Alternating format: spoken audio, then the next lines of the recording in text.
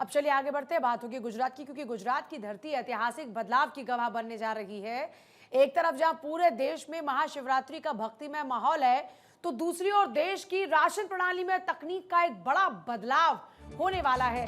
केंद्रीय गृह और सहकारिता मंत्री अमित शाह शनिवार को पुडुचेरी से सीधे पहुंच गए अहमदाबाद, और अमित शाह गांधीनगर के महात्मा मंदिर से देश की पहली डिजिटल रुपया यानी कि CBDC आधारित सार्वजनिक वितरण प्रणाली का उद्घाटन करने वाले हैं। और ये कदम न सिर्फ भ्रष्टाचार पर लगाम लगाएगा, बल्कि आम आदमी के राशन कार्ड को पूरी तरीके से डिजिटल बनाएगा, ट्रांसपेरेंट बनाएगा।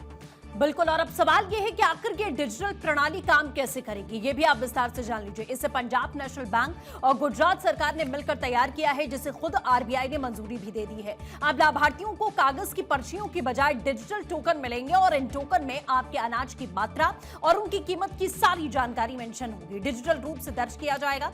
अगर आपके पास स्मार्टफोन है तो आप एक साधारण से QR कोड को स्कैन करके अपना राशन ले पाएंगे। लेकिन चिंता की बात नहीं है, अगर आपके पास छोटा यानी कि फीचर फोन है तो भी आप आधार से जुड़े OTP के जरिए अपनी पहचान साबित करके अनाज प्राप्त कर लेंगे। फिलहाल इसे एक पायलट प्रोजेक्ट के तौर पर अहमदाबाद, सूरत, आनंद और वलसाड के करीब 26,000 से ज्यादा परिवारों के लिए शुरू किया जा रहा है। अमित शाह का गुजरात दौरा बेहद महत्वपूर्ण है। इसके अलावा अमित शाह साबरमती जोन में एक नया अन्नपूर्ति ग्रेन ATM स्थापित करेंगे।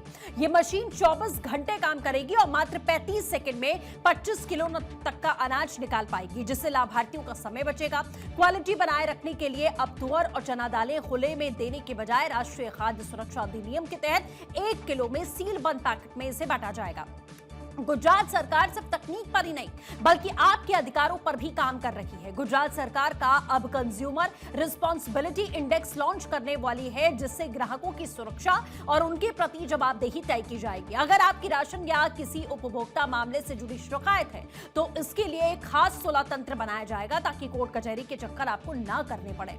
जिसके अलावा नर्मदा जिले के आदिवासी इलाकों में कुपोषण को खत्म करने के लिए गरिमा पोषण पहल के तहत में 1.65 करोड़ रुपए आवंटित कर दिए गए हैं। गांधीनगर में डिजिटल क्रांति का बिगुल फूंकने के बाद में अमित शाह को सीधे वो वडोदरा शाम को पहुंचेंगे। महाशिवरात्रि के इस पावन अवसर पर वडोदरा के ऐतिहासिक सुरसागर तालाब जाएंगे। वहां से भगवान शिव की भव्य स्वर्णिम मूर्ति के सामने होने वाली महाआरती में हिस्सा लेंगे। गृह मंत्री के इस दौरे को देखते हुए वडोदरा में सुरक्षा के कड़े इंतजामात हैं। भक्ति और डिजिटल शक्ति का ये मेल आज गुजरात में एक नई इबारत लिखेगा। अपने दौरे के दूसरे दिन अमित शाह गांधीनगर के महात्मा मंदिर में राज्यों के सहकारिता मंत्रियों के दूसरे राष्ट्रीय सम्मेलन का उद्घाटन भी करेंगे।